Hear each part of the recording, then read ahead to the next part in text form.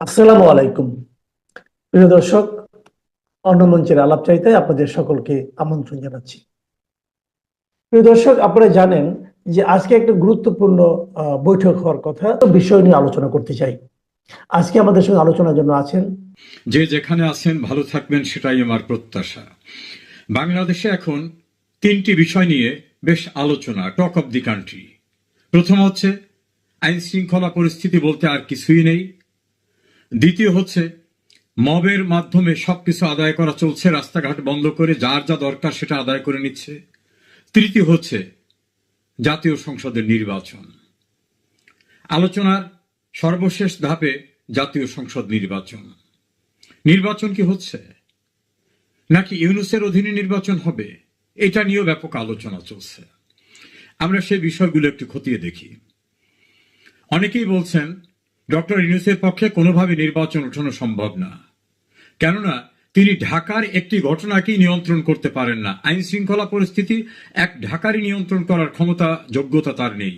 তাহলে দেশের আইন শৃঙ্খলা পরিস্থিতি কিভাবে নিয়ন্ত্রণ করে তিনি নির্বাচন অনুষ্ঠান করবেন? কাজে এটা তার পক্ষে আদৌ সম্ভব না। তার কথা কি কেউ শুনছে? না, তার কথা কেউই শোনে না। তিনি যখনই ভয়াবহ বিপদে পড়েন তখন বিএনপি, জামাত, এনসিপি সহ কতগুলো দলকে ডাকেন, ডেকে বলেন আপনারা আমাকে বসিয়েছেন, আপনারা সাহায্য না করলে সর্বনাশ হয়ে যাবে, বিপর্যয় হয়ে যাবে দেশের। সুন্দর সুন্দর কথাবার্তা বলেন, যেগুলো মনে হয় ইনোসেন্ট কথাবার্তা। আসল কথাটা হলো বিপদে যখনই পড়েন তখন ডেকে ওই কথাগুলো বলেন, যেটা মির্জা ফখরুল ইসলাম আলমগীর তার একটা বক্তৃতার ভিতরে বলেছিলেন। অন্যদিকে তাকে যারা বসিয়েছেন দেশের ভিতরে এভাবে যারা দাবি করেন, জামাত, শিবির, এনসিপি, তারা বলছেন সংস্কার ছাড়া কোনো নির্বাচন হবে না। কারণ আমরা যে কাজ করেছি, আমাদের দায় মুক্তির দায়িত্ব কে নেবে? এই দায় মুক্তির ব্যবস্থা নিশ্চিত না করে কোনো ইলেকশন হতে পারে না। সংস্কার মুখে মুখে, আসল কথা হলো তাদের দায় মুক্তি।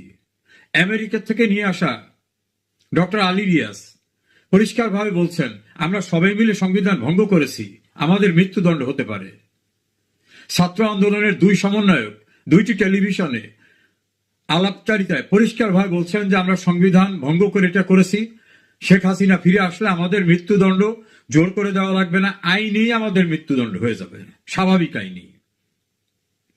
তারা নিজেরা স্বীকার করেছেন যে আমাদের মূল টার্গেট ছিল মুক্তিযোদ্ধার চেতনাকে পরাজিত করা, আমাদের মূল টার্গেট ছিল শেখ হাসিনাকে ক্ষমতাচ্যুত করা, এবং সেজন্যই আমরা পদ্মা সেতু, মেট্রো রেল, বিটিভি ভবনে আগুন দিয়েছি, পুলিশদেরকে আমরা মেরে ফেলেছি।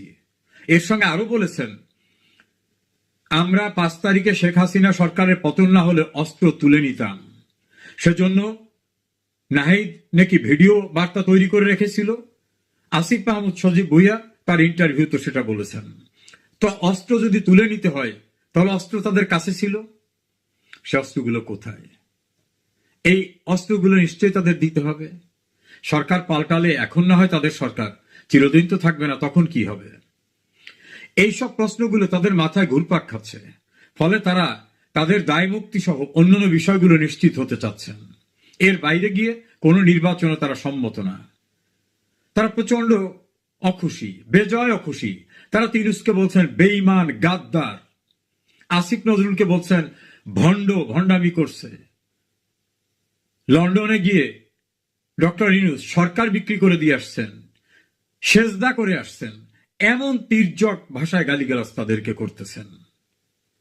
জামাত ইসলামও জানে সরকার গঠন তো দূরের কথা, সংসদে আইন অনুযায়ী সংসদে বিরোধী দলের মর্যাদা পেতে গেলে যে কয়টি সিট লাগবে, যে কয়টি আসন লাগবে, তাও তারা পাবে কিনা তারা এটা নিয়ে সংশয়ে থাকে।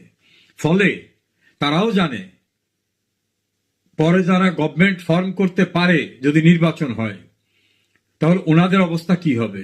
কারণ ওনারা বিএনপির প্রধান নেতা তারেক রহমানের নামের পিছনে ফিমেল অর্গানের নাম বলে যে স্লোগান দিয়েছে, তারেক রহমানের নামের পিছনে খারাপ একটি শব্দ ব্যবহার করে ভার্সিটি টিএসসিতে যে স্লোগান দিয়েছে, তাদেরকে বাস স্ট্যান্ডের দল, চাঁদাবাজির দল, গরুরহাটের দল, এমনকি তারেক রহমানের মাকে নিয়েও যে অশোভন অশ্লীল ভাষায় কথা বলেছেন। তারেক রহমানকে যেমন বলছেন চাঁদা আদায় হয় পল্টনে, চলে যায় লন্ডনে। আবার তারাও যেভাবে 71-এর রাজাকার হিসেবে উল্লেখ করেছেন, ফলে দূরত্ব এমন জায়গায় গেছে যে কেউ কারোর প্রতি সংবেদনশীল থাকবে এটা ভাবার কোনো কারণ নাই। ফলে বিএনপি ক্ষমতায় গেলে যে সংবিধান লঙ্ঘন এবং এই যে গণতান্ত্রিক সরকার উচ্ছেদের ঘটনা, বিভিন্ন জায়গায় রাষ্ট্রীয় স্থাপনা হামলা করা, যেটাকে বলা হয় আত্মঘাতী কাজ করা, এই সকল ঘটনার যে বিচার হবে না এই নিশ্চয়তা কে দেবে? এজন্য এনসিপি, জামাত এবং আন্দোলনের সঙ্গে যারা কথিত চলেছিলেন তারা এখন আতঙ্কিত, যেটা শেষ না করে কোনো নির্বাচন হবে না, এবং ইউনুসকে তারা বাইরে যেতে দিতে চান না। আবার বিদেশিরা যারা ইউনুসকে বিশাল কিছু মনে করছিলেন তারা এখন দেখেছেন যে ডক্টর ইউনুস দেশের কিছুই নিয়ন্ত্রণ করতে পারেন না। তাদের হাই কমিশন আছে, এম্বাসি আছে, গোপন রিপোর্টে তারা জেনেছেন ইউনুস শুধু নিজের করাপশনের মামলাগুলো প্রত্যাহার করিয়ে নিয়েছেন, নিজে বিশ্ববিদ্যালয় নিয়েছেন, আদম ব্যবসার লাইসেন্স নিয়েছেন, ডিজিটাল ওয়ালেট ব্যবসার লাইসেন্স নিয়েছেন, গ্রামীণ ব্যাংকের মালিকানা রাষ্ট্রের থেকে কমিয়ে নিয়েছেন, তার প্রতিষ্ঠানগুলোয় 5 বছর ট্যাক্স দেওয়া লাগবে না, নিজের সুবিধা নিয়েছেন। দেশের অর্থনীতি, অবকাঠামোগত উন্নয়ন কোনো কিছুই তিনি কিছু করতে পারেননি। ফলে এনার সম্পর্কে যে ধারণা ছিল সেই ধারণা বিদেশিদের এখন আর নাই।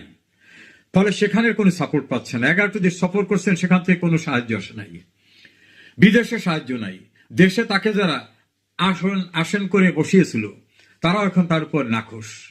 বিএনপি চায় তড়িঘড়ি করে নির্বাচনটা করে তারা ক্ষমতায় বসতে, তারা এখন অন্য কোনো কিছুতে রাজি না। এই পরিস্থিতিতে আওয়ামী বিরোধী যে শিবির বিএনপি, জামাত, এনসিপি এবং অন্যান্যরা, তারা পরিষ্কারভাবে দুইটা ভাগে বিভক্ত। এদেরকে কাকে অখুশি করবেন, কাকে খুশি করবেন? যদিও বিএনপির সঙ্গে গাঁট ছাড়া বেঁধেছেন ইউনুস, কিন্তু জামাত কি ছেড়ে দেবে? এনসিপি কি তাকে ছেড়ে দেবে?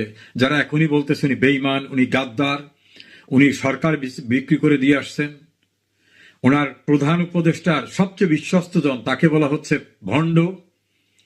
দেশের বাইরে যে নিরাপদে থাকবেন সে অবস্থাও তো না। লন্ডনে গিয়ে বাইরে বের হতে পারেন নাই, তার আর এক উপদেষ্টা নিউ ইয়র্কে গিয়ে বাইরে বের হতে পারতেছেন না। আইন উপদেষ্টা আর একটা দেশে গেছিলেন, সেখানেও বিমানবন্দরে ভয়ঙ্কর ভাবে লাঞ্ছিত হয়েছেন। দেশের ভিতর থেকে তিনি বিএনপির এক স্ট্যান্ডিং কমিটির মেম্বার, তাকে গালিগালাজ করতেছেন, ভিডিও বাইরে ভেসে আসছে। এই পরিস্থিতিতে ওই অ্যাডভাইজারি মেম্বার যারা আছেন তারা অনেক আতঙ্কিত যে কোনোভাবেই এই নির্বাচন আমরা করতে পারবো না, আমাদের দিয়ে সম্ভব না। এবং তারা যে করতে পারবেন না তার আইনগত একটি কারণ আছে। তত্ত্বাবধায়ক সরকার সংক্রান্ত যে বিষয়টি অ্যাপিলেট ডিভিশনের শুনানির অপেক্ষা আছে, আংশিক শুনানি হয়েছে। অনেক জুরিস্টরা বলছেন যে এই রায়টি পজিটিভলি হতে পারে, হওয়ার সম্ভাবনা তাদের দৃষ্টিতে সর্বাংশে। তাই যদি হয় তাহলে তত্ত্বাবধায়ক সরকার ব্যবস্থা ফিরে আসবে। ফিরে আসা মানে হলো আদালতের ভার্ডিক্ট যেদিনই ডিক্লেয়ার হয় সেদিন থেকে সেটা কার্যকর হয়। এটার কোনো রেট্রোস্পেক্টিভ ইফেক্ট বা পরবর্তীতে কোনো ইফেক্ট এর প্রশ্ন ওঠে না। আইন হচ্ছে যেদিনই রায় হবে সেদিন থেকে ওটা আইন। তাই যদি হয়, তত্ত্বাবধায়ক সরকার যদি ফিরে আসে, তাহলে তত্ত্বাবধায়কের স্ট্রাকচার ছিল কি? সর্বশেষ নির্বাচিত হবেন, সর্বশেষ যিনি অবসরপ্রাপ্ত প্রধান বিচারপতি তিনি। তাহলে বর্তমান প্রধান বিচারপতি হবেন সর্বশেষ অবসরপ্রাপ্ত প্রধান বিচারপতি সৈয়দ রিফাত আহমেদ।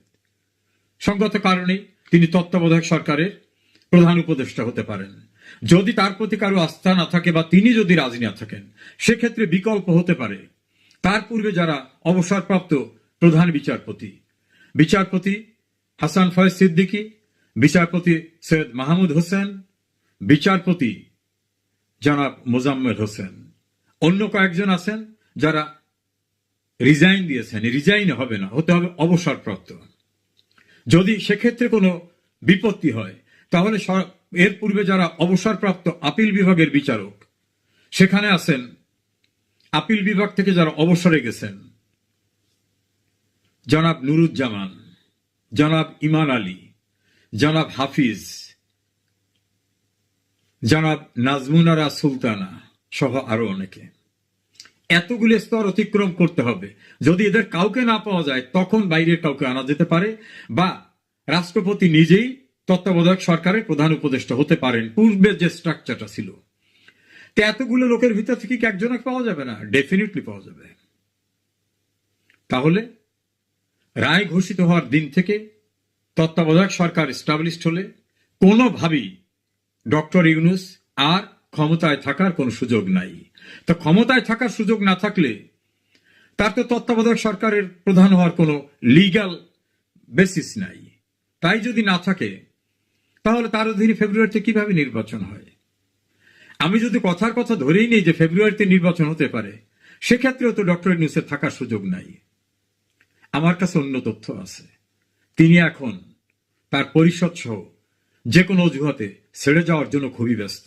তিনি বুঝতে পারছেন তাকে যারা বসিয়েছিলেন, সাপোর্ট দিয়েছিলেন, তারাই এখন চাচ্ছেন না ওনাকে।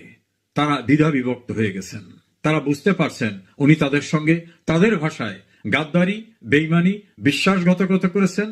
লন্ডনে গিয়ে সেজদা করে এসেছেন, সরকার বিক্রি করে দিয়ে আসছেন, তারেক রহমানের সঙ্গে সমঝোতা করে দিয়ে আসছেন।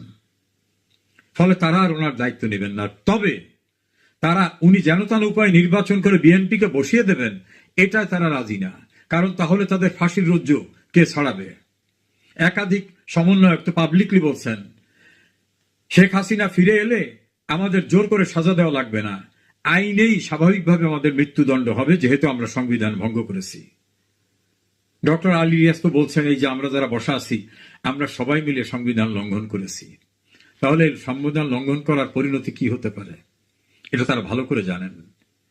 এই পরিস্থিতিতে ফেব্রুয়ারিতে আদৌ নির্বাচন হবে কিনা এটা নিয়ে পর্যবেক্ষকদের ধারণা কোনোভাবেই নির্বাচন ফেব্রুয়ারিতে হবে না।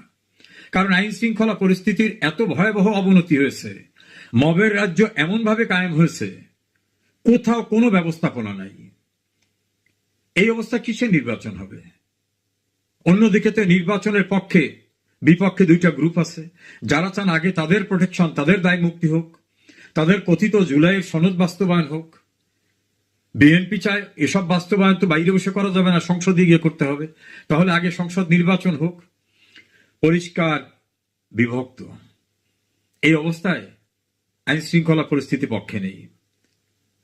অন্যদিকে আওয়ামী লীগ এবং আওয়ামী লীগের সমমনা দল সমূহকে 14 দলীয় জোট সহ সিপিবি এবং অন্যান্যদেরকে ওয়ার্কার্স পার্টি, জাসদ, গণ আজাদী লীগ, গণতন্ত্রী পার্টি, ন্যাপ এদেরকে বাদ দিয়ে, জাতীয় পার্টিকে বাদ দিয়ে নির্বাচনের যে স্বপ্ন দেখা হচ্ছে, প্ল্যান করা হচ্ছে, সেখানে সার্ভেতে দেখা গেছে বিএনপির পক্ষে 12%, জামাতের পক্ষে 10% এবং এনসিপির পক্ষে 2%। 12, 10, 22 আর 2, 24% মানুষ ভোটের ব্যাপারে মুখ খুলেছে। আর 7% বলেছে আওয়ামী লীগকে ভোট দেবে। 14% বলছে আমরা বলবো না। অর্থাৎ বললে বিপদ হতে পারে। তার রাজনৈতিক বিশ্লেষকদের ধারণা যে এরা বিএনপি বা এনসিপি বা জামাত হলে নিশ্চয় বলে ফেলতো, কারণ দেশের পরিস্থিতি যা, তাদের তো তাদের মুখ খুলতে কোনো দ্বিধা থাকার কথা না। তাহলে তারা এমন একটি দল করে যে দলের কথাই স্পষ্টভাবে বললে তাদের বিপদ হতে পারে। তাহলে সেই 14% আর 48% মানুষ বলছে আমরা এখন মনস্থির করিনি। তা 48, 14, 7 এসব মিলালে দেখা যাবে 29% মানুষ ভোটের কথা বলছেন আর 31% মানুষ বাইরে থাকতেছে।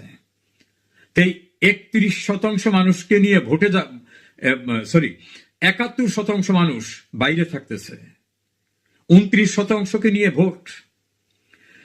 এই ভোটের যদি নির্বাচনও করে সেটা কি কোনো গ্রহণযোগ্য নির্বাচন হবে? কোনো জায়গায় রিকগনিশন পাবে? আর এই জাতীয় একটা বানোয়াট সাজানো 96 15ই ফেব্রুয়ারি মার্কা নির্বাচন, এটা করার জন্য সশস্ত্র বাহিনী কি সায় দেবে, সাহায্য করবে? অনেকে বিশ্লেষকের ধারণা, অবসরপ্রাপ্ত সেনা কর্মকর্তাদের ধারণা, সেনাবাহিনী, সশস্ত্র বাহিনী এই ঝুঁকি নেবে না। এই জাতীয় সাজানো অগ্রহণযোগ্য একপাক্ষিক নির্বাচনে তারা পার্টি হতে চাইবে না। তো তারা যদি না থাকে, তা তো ইউনূসের পাহারা দেওয়ার তো লোক নাই, তার তো আর নিজস্ব কোনো লোক নাই। তার পাহারাদার তো সশস্ত্র বাহিনী, পুলিশেরা। তার তো আর কোথাও এনজিওর কিছু লোক আছে, সেই লোকটা তো আর পাহারা দিতে পারবে না। তারা তো আর নির্বাচন উঠাতে পারবে না। পর্যালোচনা আমরা এখানে আসতে পারি, ফেব্রুয়ারিতে আদৌ নির্বাচন হচ্ছে না, এটা বিশ্লেষকদের ধারণা। এবং তারা মনে করেন 90% ধারণা যে নির্বাচন ফেব্রুয়ারিতে হওয়ার কোনো কারণ নেই। সেজন্য ইউনূসের একটা অজুহাত লাগবে। তিনি বলবেন দ্বিধা বিভক্ত হয়ে পড়ছে, জুলাই সংস্কার এটা বাস্তবায়ন হয় না, ইত্যাদি ইত্যাদি। আর তত্ত্বাবধায়ক সরকার সংক্রান্ত জাজমেন্ট এসে গেলে আইনসঙ্গতভাবেই ইউনূস থাকতে পারবেন না। যদিও আইন অনুযায়ী ইউনূস থাকার এমনিও বর্তমান অবস্থান নাই, কারণ তার লিগ্যাল কোনো বেসিস নাই এই পোস্টে বসে থাকার।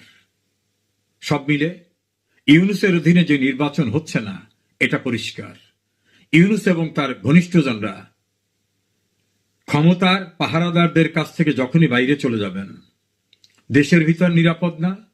দেখলাম বিএনপির স্ট্যান্ডিং কমিটির একজন সদস্য আসিফ নজরুলকে তীব্র ভাষা আক্রমণ করে কথা বলছেন, বের হয়ে যাও। ছাত্ররা তো তাকে বলতেছেন আপনি ভণ্ড। তিনি নিজে বলতেছেন এত জটিল এটা শেখ হাসিনার আমলে বুঝিনি। আর দেশের বাইরের কথা তো বললামই। লন্ডনে এসে হোটেল থেকে বের হওয়া যায় না, নিউ ইয়র্কে গেলে লাঞ্ছনা খেতে হয়, আর এক দেশে গেছে লাঞ্ছনা। পৃথিবীর কোনো দেশই নিরাপদ না। যে বাঘের পিঠে সওয়ার হয়েছেন অনুপযুক্ত হয়েও, এখান থেকে নেমে দেখুন না, নামাও কঠিন, বসে থাকাও কঠিন। অপেক্ষা করুন, এর পূর্বেও তো অস্বাভাবিক কিছু ঘটে যেতে পারে। বাংলাদেশ বৈচিত্র্যে ভরা দেশ, কখন কি হবে কেউ জানে না। কেউ ভেবেছিল সাজাপ্রাপ্ত দণ্ডিত একজন ব্যক্তি এসে ক্ষমতা দখল করবে, কারণ ইউনূস তো তখন সাজাপ্রাপ্ত ব্যক্তি ছিলেন, কনভিক্টেড ছিলেন। আরো একটু সময় অপেক্ষা করুন, নিশ্চয় আরো অনেক আকর্ষণীয় অধ্যায় সামনে রয়েছে। ভালো থাকুন সবাই।